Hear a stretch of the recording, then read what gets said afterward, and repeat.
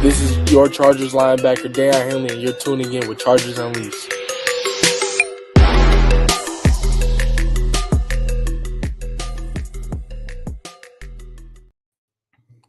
Welcome to another edition of Chargers Unleashed. Jake Hefner and Dan Wolkenstein here with you from the LA Football Network. If this is your first time tuning in the show, make sure to hit that like and subscribe button on YouTube. You can also follow us on Facebook, Twitter, Instagram, Spotify, and Apple Podcasts. Dan Wolkenstein, the first day of the legal tampering period of free agency is officially in the books.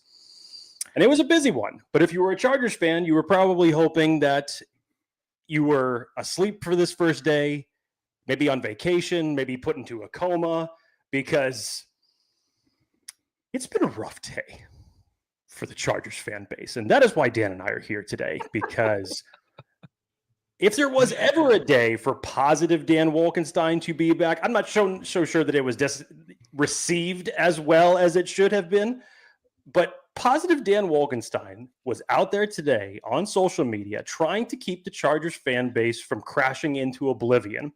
Didn't work. I said to Dan before the show that I would be bringing on a special guest of my own. and this is not for me.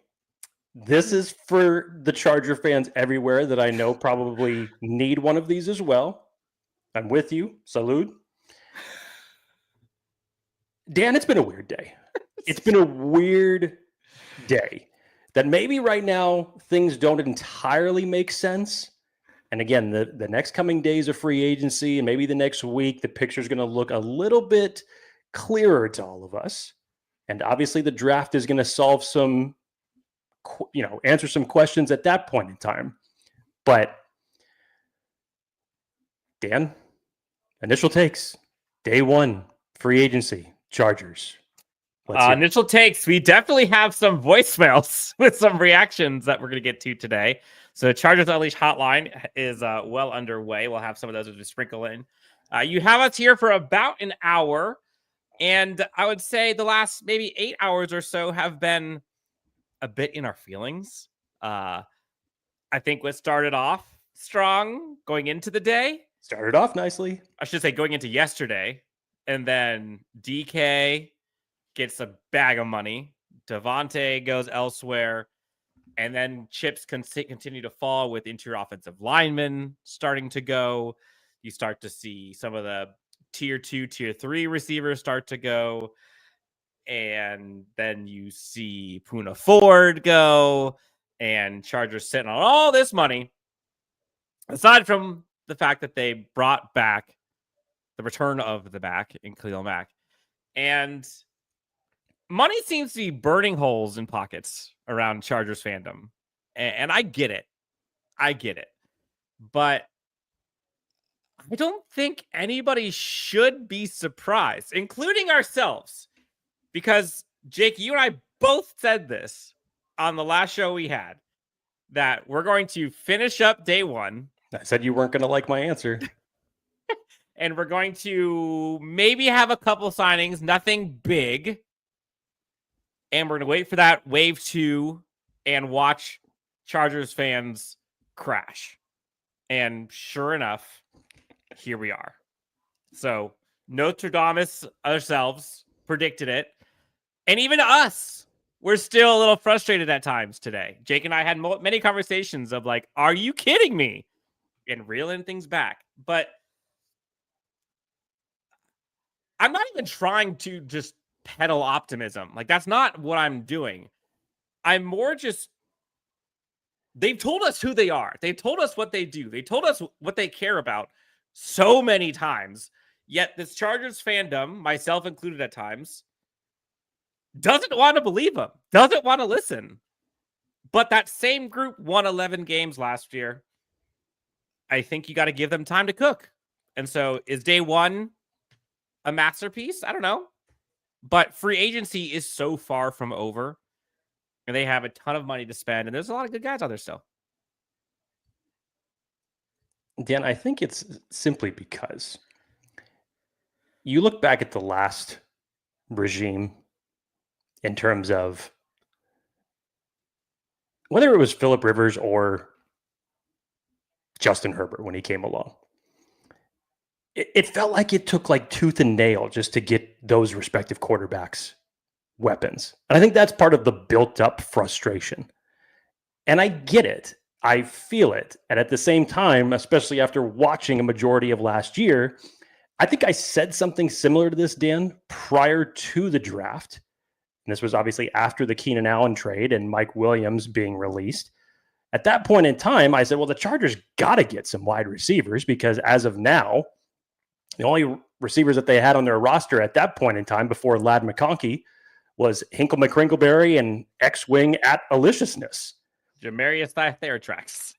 And sitting here today, outside of Ladd McConkey, your only wide receivers are Hinkle McCrinkleberry and X-Wing at Aliciousness. So I get it. I totally understand the motivation that everybody has for Justin Herbert to get weapons to make the offense better as a whole. And especially after yesterday, when you hear the Davante Adams news and when you hear the trade for DK and the huge contract that he got signed for, I know that was rough for everybody to experience. But at the same time, you're just kind of trying to figure out like, well, what in the blue hell are they doing here? And as Dan said, they've told us who they are so many times. When Jim Harbaugh walked to the podium over 1 year ago, he told us in so many ways what he was investing in, what he was going to rebuild. And that ultimately led to the selection of Joe Alt and all piss. J.K. Dobbins being signed and his emphasis on the run game and Greg Roman coming in as the offensive coach. And those signings went into his vision. And as Dan said, that team went 11-6. But then you start looking around the AFC West specifically, and you look at what the Denver Broncos have done in the last 24 hours, even to a certain extent over the weekend, the Raiders have had themselves a nice start to free agency. Kansas City Chiefs have shored up a couple spots as well. You just have to believe that there's something going on behind the curtain. As we said, this is the most cap space that the Chargers have had since Tom Telesco had it, and he spent it on a number of free agents that in the big picture of things did not give back a good return in value. So what is Joe Hortiz doing? That's the big question.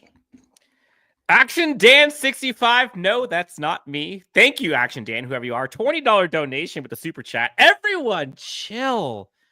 Most teams will be done adding to their teams today and through the draft. Hortiz looks to add pieces throughout the year. That is true. He did that last year. As Jake sips his brown stuff. Let's get to some of these super chats real quick. I got to tell you, I'm already in a better mood. Good. Burning good. Hugh Nguyen, $2 donation. Talk me off the ledge. Is Cup our best option now? Just go down the wide receivers list. That's the best whatever one is left on that list is essentially the Chargers' best wide receiver option. You got now. Cooper Kupp, possibly. You've got Amari Cooper, Stephon Diggs. You still got possible trade options with T. Higgins and such. Yeah, I mean, you got Keenan Allen, Mike Williams. But yeah, probably he's up there. Heading into the draft. P.S. Real quick on this note, DK, 5 years, $30 million per. I understand Chargers had a ton of coin. Yep. There's no way they were doing that. And in my opinion, nor should they. I love the player. But $30 million for 5 years is a lot of coin for someone who, he's great, don't get me wrong, but he is not top 5 wide receiver territory. Look, I think this is a simple case of DK wanted his money. Remember, he was the one that was given permission to seek a trade with his representation. It wasn't the other way around from the organization. Mm-hmm. And when we started hearing all of that smoke that was connecting the Chargers to DK Metcalf and why it made sense that he wanted to be out west, be with a contender, be in sunny LA. In the midst of that day, there was a tweet that came out saying, well, there might be a sliding reaction here that if other teams are prepared to pony up, DK is willing to go somewhere where it ain't so sunny, and it's not the West Coast, and it's not playing with Justin Herbert. Sound and the alarm. I guarantee you that while DK was probably out finding the best deal for himself, Seattle was making sure that they got theirs as well. So do I believe that the Chargers were in the talks for DK Metcalf? Yes, I do. But also, DK was in that one for himself because that was a much bigger deal than a lot of people projected that he was going to get, whatever team that he ended up siding with. 5 years, $30 million is not a responsible signing. Like aggressive, there's a lot of, I'm not saying it's bad signing. There's a lot of terms you can use to categorize that, but responsible is not one of them. So I don't think anybody's should be that surprised. There was someone in the chat here saying that the Davante Adams one hurt a little bit more. I kind of agree. Because that was kind of the price tag that I was thinking, yeah, I could see that's like the sweet spot to go get their wide receiver one. Bravo Foxtrot Whiskey says, sounded like a David Boston contract. You remember those days? Oh, nobody wants to relive those days. I know everybody's in their feelings right now, but nobody wants to go back and live those days. No, we do not. Athir with a $5 donation. Thank you so much, Athir. I want to start with this. I loved DK, but I am not throwing $150 million away for a wide receiver been in the NFL 7 years. Get out of here. My GM did the right thing. I tend to agree with him, Jake. Before we go any further, we'll get some of these voicemails real fast. But before we get to it, let's pay the bills. Let's talk about our friends. I want to remind everybody that BetOnline is the world's most trusted betting platform and your number one source for everything football. BetOnline is every stat, every matchup, and even live odds and spreads during the games to bet on. You think you know your stuff? Get in on our $200,000 mega contest and pick 5 games against the spread every single week for your chance at weekly prizes and a share of up to $200K. When the game is over, head on over to our online casino and get on a game of blackjack or poker on one with one of our 150 slot games. Head on over to the website today to get in on the action. BetOnline. The game starts here. Dan, I treat every ad read, by the way, like a 40-yard dash where I try to better it every single time and just make it that much faster. I think I actually went a little bit slower on that one because I had, I should have been called for a false start. I don't know. It sounded pretty good to me. You didn't bust your ankle like the NFL draft prospect. Gunnar Helm. There we go. You didn't do that. We'll get to voicemail here, but Chargers, again, they go get Khalil Mack and Tyre Tart back. They bring in Donte Jackson, and they re-sign J.K. Scott. A lot of question marks about who's coming up, which we'll get into for a bit. But let's get to some of these voicemails real fast so we can kind of get through as many of these as possible. Jake, Chargers Unleashed hotline was blowing up a little bit today and yesterday. Let me see if I can find all of these. First one. Let's hear what that to say. Howdy, Jake. Dan, fellow Chargers fans. Man, things are happening. Well, the fan base is on fire and that sucks. Free agency. Not a lot of things are happening right now. That kind of sucks. But at the same time, I think the fan base is overreacting. It sucks that the things that we wanted, we didn't get. But then to say because we didn't get them, things aren't happening, makes no sense. Yeah, to me, at least. But we just gotta keep it pushing because it's not it's not in one day, it's multiple days. So we just gotta wait and see what happens. That's it. Both up. Things didn't happen our way, and it sucks. Keep it moving. We keep it moving. That's the message to take away. I get it. It's day one. I understand. This is why a lot of people are in their feelings right now. And for many reasons, I totally get it. But it is only day one. It is only day one.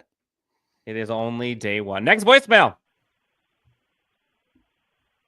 Dan and Jake, I have no unearthly idea what we're doing. That's better. That's better. I understand depth. I understand getting your bang for your buck, making wise decisions, but we're not plugging holes. In fact, our holes are just staying holes. They might even be getting bigger. Puna's gone. It looks like we might have to pick up Keenan, which sounds sad at this point because it's like we're taking him as a backup option. I have no clue what the hell we're doing. Can you guys possibly shed some light on like available options that'll actually mean something. Thanks, guys. Enjoy your stuff. Thank you. I'll let you take this one, Jake. I mean, yeah, that one was much more directly to the point. I don't have any kind of idea of what is going on. But as far as his message in terms of plugging up holes, that was kind of I think that's kind of been the big question all day with everybody in terms of the free agency moves, because a lot of people expected the Chargers to build out that interior of the offensive line that obviously was a huge flaw for them last year. And you bring back Bradley Bozeman on a multi-year deal. We haven't seen the contract details of that just yet. We don't know at this point, especially for the fact that it hasn't happened yet, that Trey Pipkins is either going to stay or go. We heard Joe Hortiz talk about at the Combine that Zion Johnson was being tried out at center. Didn't necessarily mean that was going to be a permanent move, but that was some of the things that were talked about. So it sounded like from that standpoint that this team still wanted to give Zion Johnson an opportunity. But at the end of the day, the product was the product last year. And for many a time during the NFL season, the interior of that offensive line was an issue. Things masked it at times, and it looked all right at times. But a majority of the time, when it came to overall pass protection or run blocking, it could have been a lot better. So then you see certain moves, like one that really gut punched me. And I was even having a conversation with Steve Hagelin from Guilty as Charged about this, because we were firing back hypotheticals that if Andre James and Patrick McCarry were signed by the Chargers, that, that would feed some families and that would be a huge boost to the offensive line. And then about 42 minutes later, Patrick McCarry got picked up by Jacksonville on a very nice contract for himself. And that dream, was gone. So, but to the big picture, and this kind of leads into the next topic that a lot of people, and even including myself, find a little bit puzzling, that the Chargers are interested in Najee Harris, and they are reportedly wanting to close a deal with him. Does this mean that the Chargers are not bringing back J.K. Dobbins? Doesn't necessarily mean that, but I think it does affect it. And if it was me, I would have liked a running back stable better with bringing J.K. back, number one, because he deserved that contract. Number two, I think he's much more explosive than what Najee Harris is at this point of his career, and kind of has always been as it relates to his running style. And then you go out and you get a running back in one of the deepest classes that's been there for the last 20 years.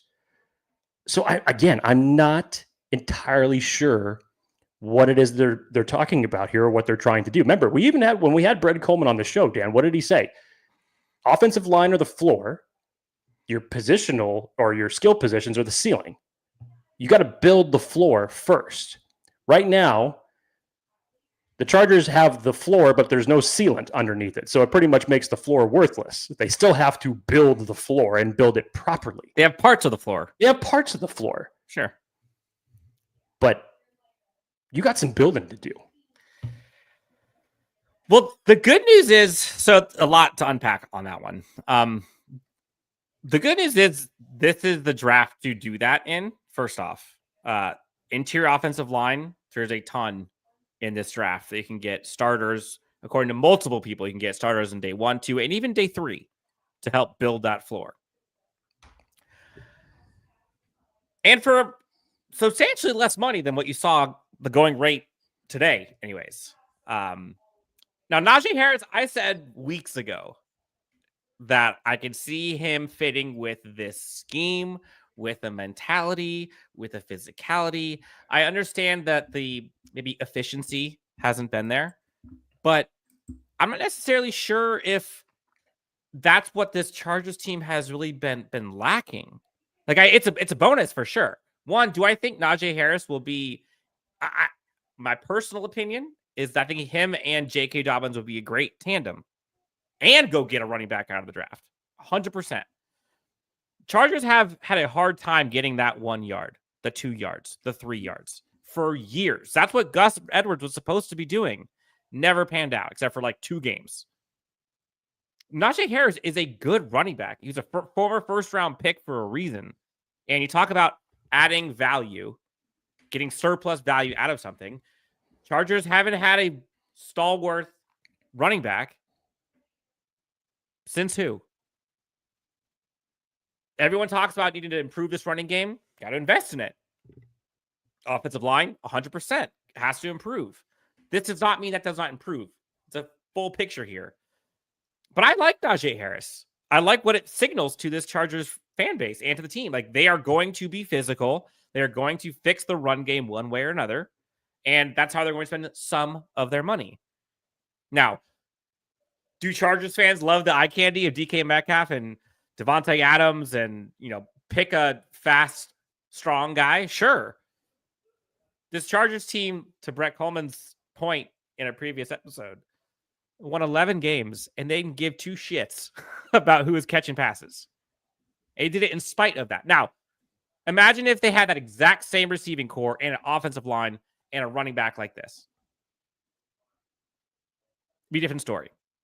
I understand Najee Harris isn't the guy that a lot of people wanted, and if everyone says it's a stupid move, I choose to not question Joe Hortiz and Jim Harbaugh right now, because year one, they got to 11 wins and took that roster that wasn't that great to pretty darn good heights because of the coaching staff.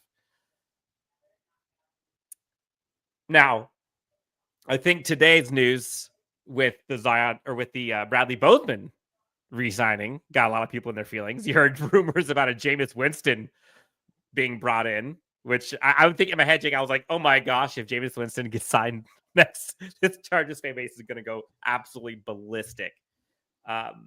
What do you make of the Bradley Bozeman signing? Do you think he's a starter? Do you think he's a veteran mentor? What do you see it as? Again, it's that multi-year deal language, Dan, that gets me. I don't know what that's about. And that's what's got me curious. And until I actually see numbers, I can maybe make a better determination on that. Because the Chargers need a center. I'm sorry, but you need a long-term solution for Justin Herbert. And last year, it wasn't just your center, but it was your two interior offensive linemen that just did not get the job done. And you need to start investing that more in the draft the way you did with Joe Alt last year. I would be 100% on board if the selection at 22 was Gray Zabel. If you were to tell me that Bradley Bozeman is coming on a multi-year deal in terms of a depth piece, and the Chargers go out and they select Zabel at 22, okay, you've got my attention back a little bit. I am now getting a fuller picture of what it is that you're doing.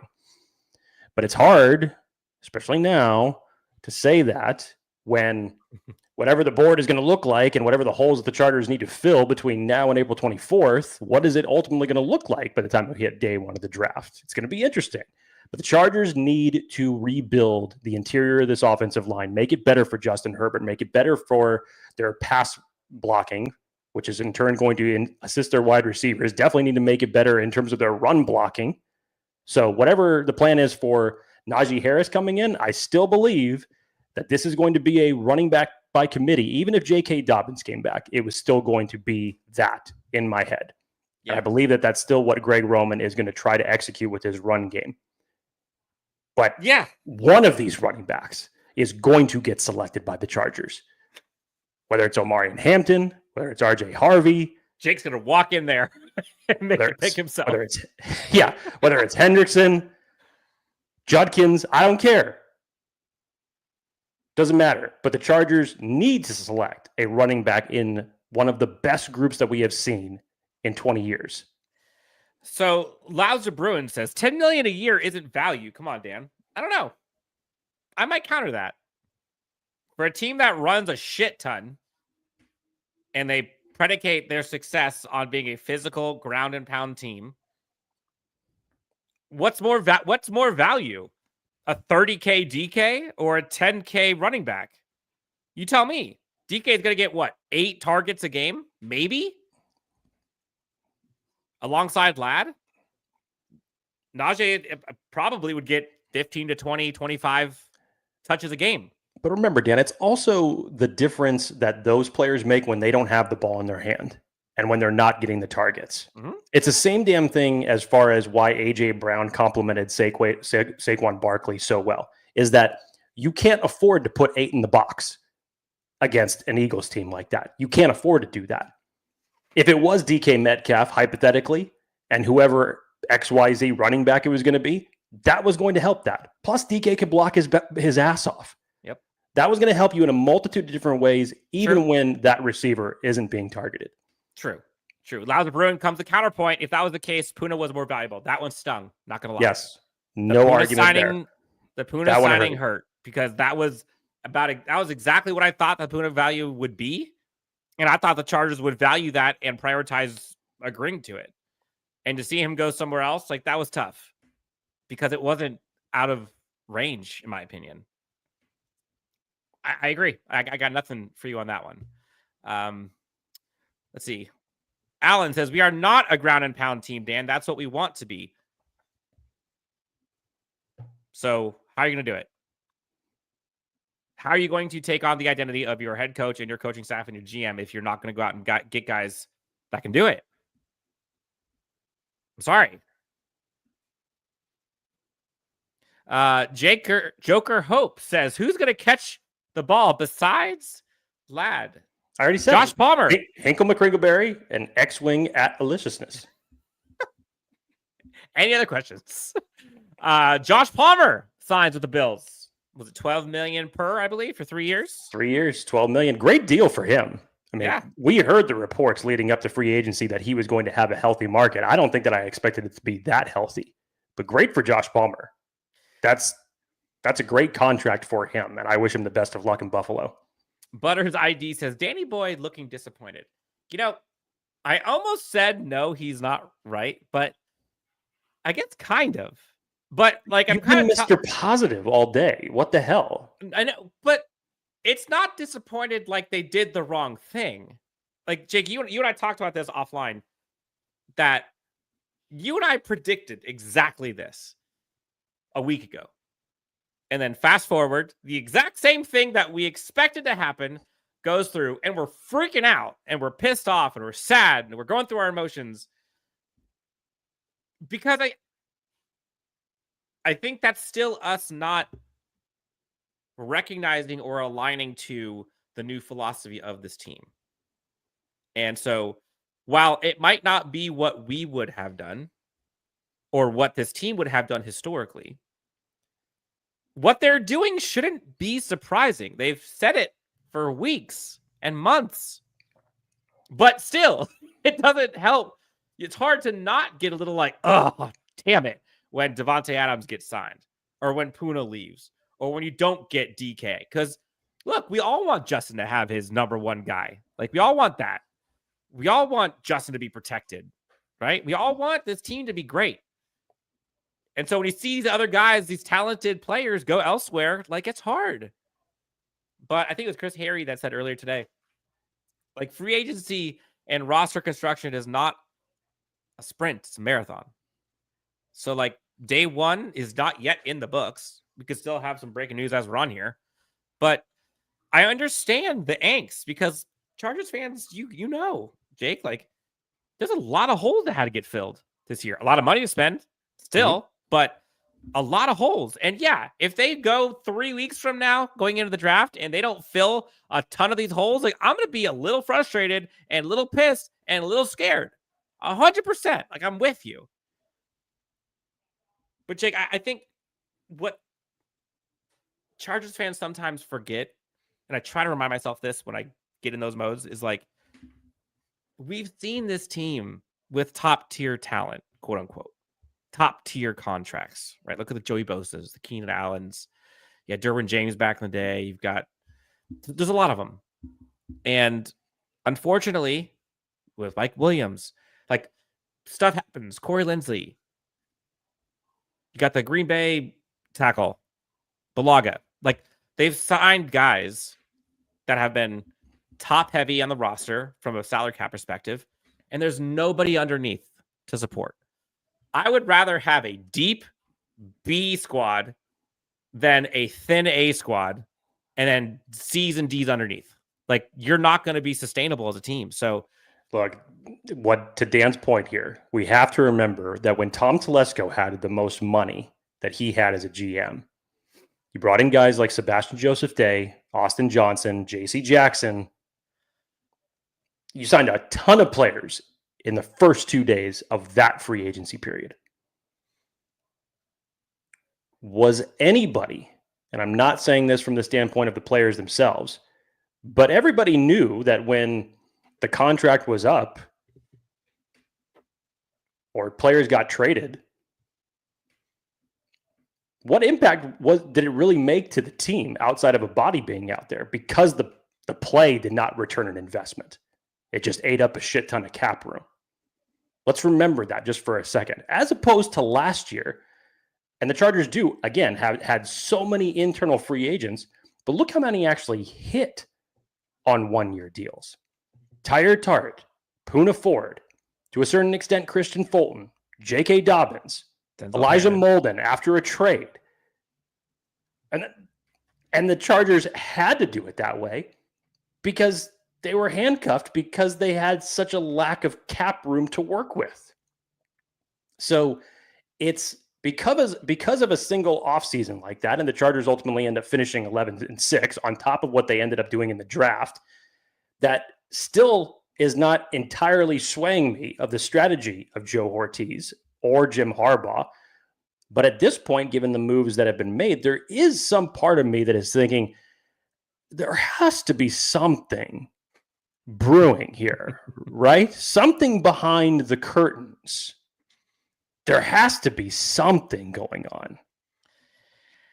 I saw someone post this earlier, and I kind of agree with it, Jake. I forget who it was that said it. Maybe it was Hagelin. I forget who. But someone was talking about how, like, what was told to Khalil Mack when he probably had other offers, most likely, that got him to stay? Like, was it just the fact that he's here, that he likes the staff, he likes the ownership, he's in LA? Like, it can't be that. It can't just be, like, maybe it is, but, like, I doubt it. I gotta believe that there's something coming. And who knows? I don't know. We'll get to who is out there. Jake, let's get some of these comments because there's a lot of them here. Keenan Allen is coming home. The only decent thing. How would you feel about Keenan? Again, I don't know. I was already in my mindset that, it's nostalgia is a great thing, and Keenan is still Keenan and will always be Keenan to any Chargers fan out there. But at this point in time, what are you going to do? Because Ladd now mans the slot. It's not going to be Keenan's role. So what, you're going to have Keenan as exclusively an outside wide receiver? That's never been his real game. That just, to me, wouldn't make much sense if the Chargers need an actual deep threat, a true X receiver. So as much as I love Keenan Allen, I don't know how much sense that would make, honestly. I'd rather have Cooper Kupp than Keenan. They kind of played the similar role. I think Cooper Kupp can do more. GTL says, no way to spin this. Hortiz got worked over and his inexperience showed. This team cannot plug all the holes this year. It's 8 wins. Might as well just put the 2025 season to bed. Yep. Start scouting players of 2026. Let's move on. Park the Pinto. Let's just get ready for the next season. Funny how his inexperience worked against him this year, but his experience worked for him in the staff last season. Weird how that works. Let's get to another voicemail, Jake, real quick, because we got some of them. Got to get through a lot of them. Here we go. Next voicemail from Chargers Unleashed. Yes, sir. How much help is Ben Herbert, the strength and conditioning coach, going to be now that he's been with the players for a year? Thank you. Short and sweet. Ben Herbert question, March 10th, 2025 at 5:52 Pacific. Love it. Love it. Now, some people may not think that the Ben Herbert experience was working last year, considering how many players were injured. But it's also coaching on top of that does the trick when you have your backups working for you. And that's where guys like Steve Clinkscale and Jesse Minter come into play, because a lot of those injuries were on defense. And they had to weather a storm, specifically in the secondary. So Ben Herbert, I think after the first year of adjusting to, okay, holy shit, this guy's coming in and changing the whole damn regime or, regimen. Yeah, everybody's going to be fine. Everybody's going to tailor to what Ben Herbert has to say. If you don't listen to Ben Herbert, be scared. He's just a terrifying individual. Yep.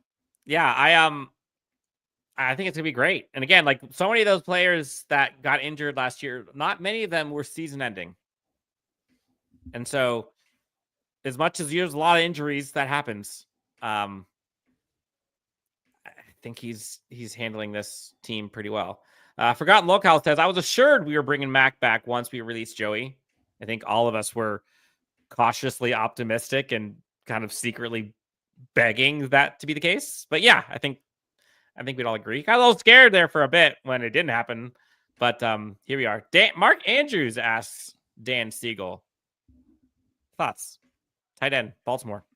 It's a possibility as much as Juwan Johnson from New Orleans is a possibility. We know Evan Ingram was meeting with Denver today.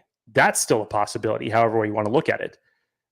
One way or the other, if it's not any of those three guys, then damn it, you better get a tight end in the draft. So have the backup plan to your backup plan to your backup plan, essentially. Yep. Maybe, says Jay Richer 84. Personally, I hope not. A T. Higgins trade is still in the work. Imagine if this Chargers front office just hoodwinked all of us and they go helter skelter, and all of a sudden, here we are, T. Higgins. That'd shut us up pretty fast, wouldn't it? Everyone's like, please. Still got to build the fucking line, but hey, we got T. Higgins.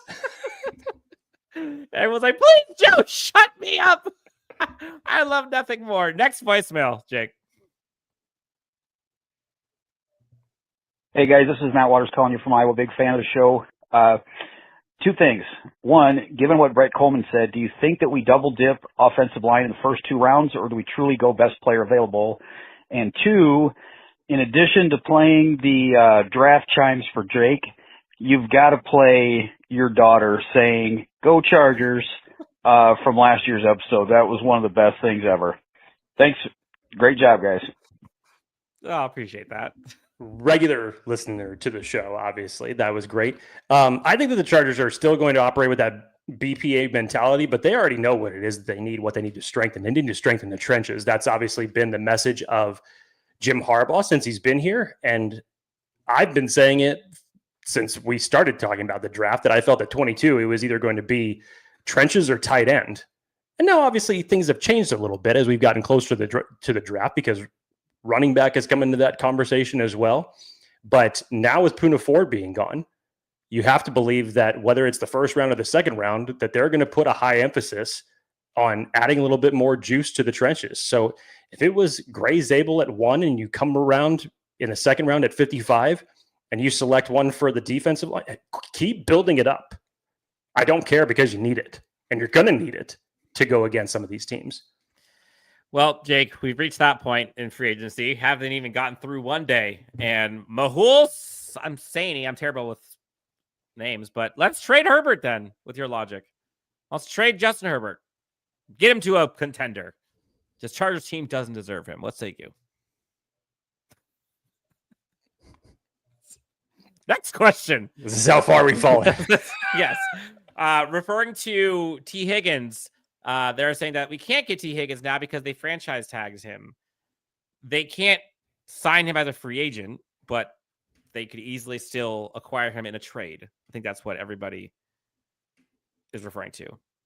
Zay, I agree with Mahul, and I'm following, damn it. Okay. Wish for your team to trade its best player. Shows me what kind of Chargers fan you are, but that's on you. Harmon or Nolan at 22, Jake? It's me. It's Derek Harmon. 100% it's Derek Harmon. I had him as my IDL 4 coming into the combine. There were a lot of athletic tests that I didn't see that type of juice on tape, but holy shit. Derek Harmon had himself a hell of a weekend. I love what I see from Derek Harmon. just go back and look at his pass rush win rate for this season in Oregon. It was tremendous. That's the type of presence that you need, especially if you're going to plug him into a guy like Tyler Tart now. Derek Harmon would be awesome on this defensive line. Carlos Chargers, will George Pickens be available now that DK is with the Steelers? So two-part, I'll add to that. Jake, will he be available, do you think? And would you be interested? No, I don't think so. And would I be in? It's funny because this whole narrative shift of, because people were talking about, oh, Devontae's not going to come because he's a diva, or DK's not going to come here because he's a diva. I might make the argument that George Pickens might be the true diva out of those three. So I don't know. I don't know. But at the same time, more likely, I don't see Pittsburgh being interested in trading him, especially if you believe in the rumors out there for Aaron Rodgers possibly coming to the Pittsburgh Steelers. I mean, what an offseason for the Steelers if in just a few days of free agency, they go out and they make a huge blockbuster trade for DK Metcalf, and you bring in Aaron Rodgers, and all of a sudden your offense has DK Metcalf, George Pickens, Pat Freiermuth, and Aaron Rodgers. The biggest smile that you're going to find out there is with Aaron Rodgers. That's for damn sure. Well, and Mike Tomlin. He hasn't had a quarterback like Aaron Rodgers in forever. Stephon Diggs. Jake, what are your thoughts on Stephon Diggs? Not the personality, but no, the talent. Not trying to judge personality here, but at this point, if you're just going by process of elimination, it has to be on the board, right? Not necessarily to say that I agree or disagree, but can't really put anything past the Chargers right now, given the fact that the wide receiver free agent class is where it is.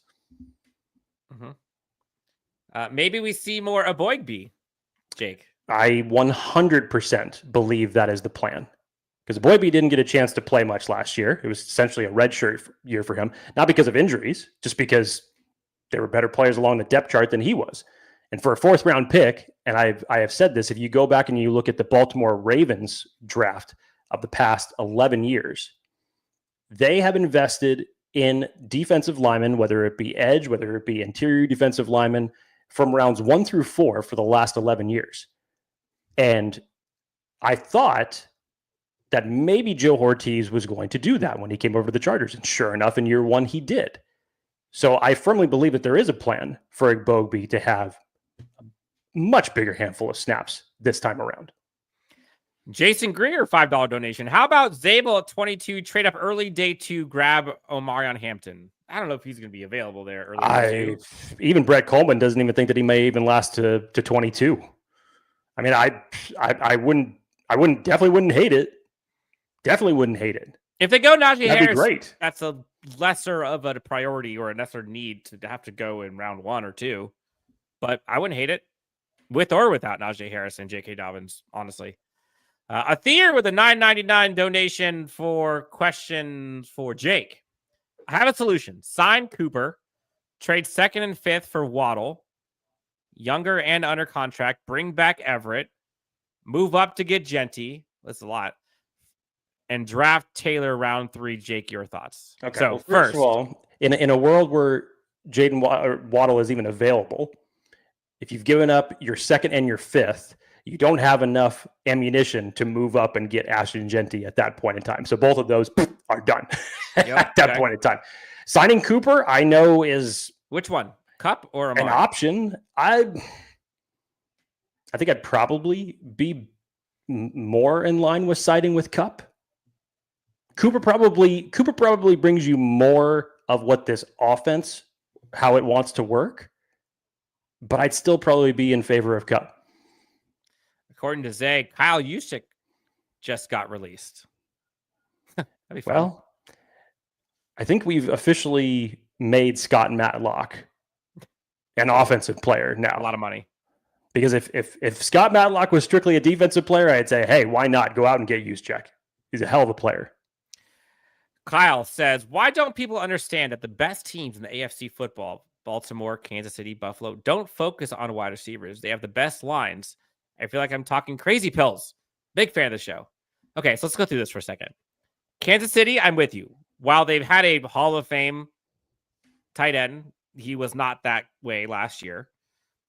They did spend a first-round pick on Xavier Worthy. They did spend an early one on Rashee Rice.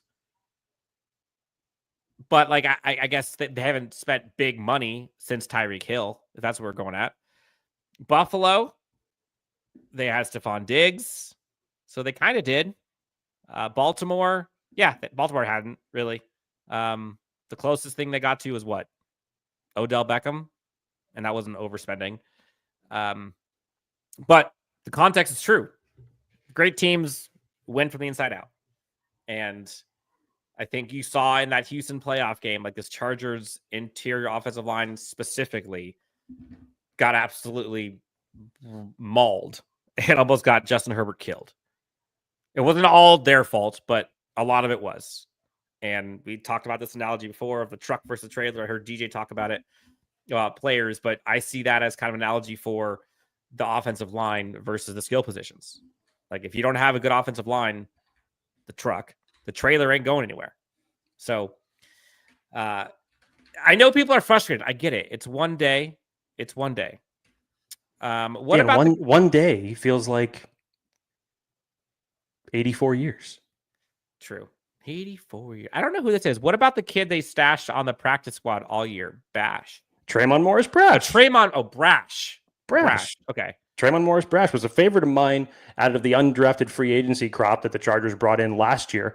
I was really hoping that when they had some injuries to their edge room throughout the season that they were going to elevate him, but they never did. And what was his bread and butter at UCF? He was a speed rusher. He was the guy to say, if it's third down, third and long, go get the quarterback. That was what his juice was. So I would love to see him get a bigger role in this defense moving forward. And I think that you will, especially with Joey Bosa now being gone. But at some point in the draft, whether this is round 3 or below, you got to start putting some more depth behind that edge room because you only have Bud Dupree for one more year. You only have Khalil Mack for one more year. And at some point, you're going to need to find your long-term opposite of the line partner with Thule and build that duo up moving forward. All caps from Mehul. I'm not going to scream. I'll save your ears. Thank you. The last time you did that, it really hurt. I know. You guys say offensive line and defensive line are necessary, but where are those signings? We're asking the same question as you. There's no disagreement here. Mm-hmm. We're asking the same question. Build the floor. Yeah. Leo says patience, grasshopper. Also all caps. That's what I'm going to do. Every time there's all caps, I'm going to use like my elevator voice until the show ends. A couple more voicemails, Jake, before we get out of here. Let's see what this one has to say. Hey guys, this is Matt Waters calling you from Iowa. Big fan of the show. 2 things. One, given what Brett Coleman said. Oh, listen to this one. Apologies. Gotta love live shows. Next one.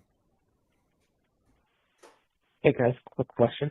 Do you think there's a possibility that the Chargers might double pick that nose tackle? Heard that one too. We're good to go. Look at that. All right.